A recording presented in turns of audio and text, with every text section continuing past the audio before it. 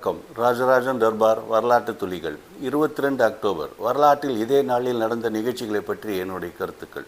1879 first time பிரிட்டிஷார் தனக்கு எதிராக கிளர்ச்சி செய்ததாக ஒருவர் மீது வழக்கு தொடர்ந்த தினம் என்று மகாராஷ்டிராவை சேர்ந்த பாசுதேவ் பல்வானி பட்கே என்பவர் அப்போது நடந்த அங்கே பஞ்சத்தின் காரணமாக பிரிட்டிஷ் அரசாங்கம் மீது கோபப்பட்டு பீப்புள் லிபரேஷன் ஆர்மின்னு ஒரு ஆர்கனைசேஷன் ஒரு அமைப்பை ஏற்படுத்தி பிரிட்டிஷ் மேலே சண்டை போடுறார். அதனால் அவர் அரசு செய்யப்பட்டு சிறையில் அடைக்கப்படுகிறார். அங்கே உண்ணாவிரதம் இருந்து உயிரை துறக்கிறார்.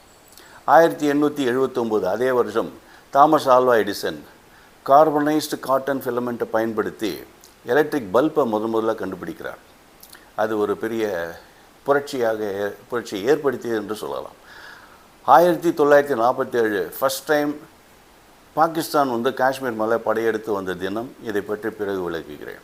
1962 இந்தியாவின் உயர்ந்த டேம் என்று சொல்லக்கூடிய பக்ரானங்கல் டேம், சத்லஜ் நதிக்கு அக்ராஸ் கட்டப்பட்ட டேம், ஆசியாவிலேயே 2வது பெரிய டேம்.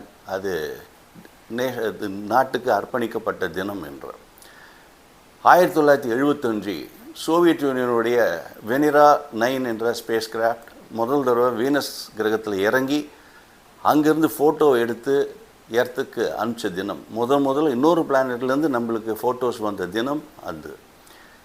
2008 சந்திராயன் 1 இந்தியாவுடைய ஸ்பேஸ் கிராஃப்ட் அங்கே மூணில் போய் சவுத் சைடில் போய் லேண்ட் ஆன ஒரு பெருமைக்குரிய ஒரு செயல். அது அங்கே தண்ணி இருக்கிறதுன்றதை நம்ம கண்டுபிடிச்சோம். நாசா முதல்ல அது ஏற்றுக்கலை, பின்பு ஏற்றுக்கொண்டு பாராட்டியார்கள். 1947 அந்த கதைக்கு வரணும். இந்தியா சுதந்திரம் அடையும் போது இந்தியா பாகிஸ்தான் 2 நாடுகள், மற்ற சமஸ்தானங்கள்லாம் 2ல் எதை வேணால் சேர்ந்துக்கலான்னு சொல்லிட்டு பிரிட்டிஷ் அரசு சொல்லுது. ஆனால் காஷ்மீர் மகாராஜா ஹரிசிங் இந்தியாவோடும் சேர விரும்பலை, பாகிஸ்தான் கூட சேர விரும்பலை, தனியாக இருக்க விரும்பினார். பாகிஸ்தான் அதனால் காஷ்மீர் மேலே படையெடுத்தது. ஹரிசிங் இந்தியாவோட உதவி கேட்குறார். அப்போ லார்ட் மவுண்ட் பேட்டன் அதுக்கு ஏற்றுக்கொள்ளவில்லை. காஷ்மீர் தனி நாடு, அது மேலே நம்ம மிலிட்டரி அனுப்பக்கூடாதுன்னு சொல்கிறார்.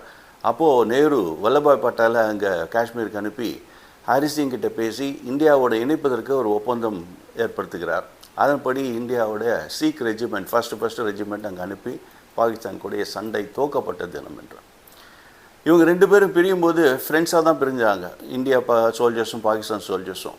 ஏன்னா செகண்ட் வேர்ல்டு வரும்போது பிரிட்டிஷ்குள்ளே 2 பேருமே ஒன்றா தான் ஃபைட் பண்ணாங்க.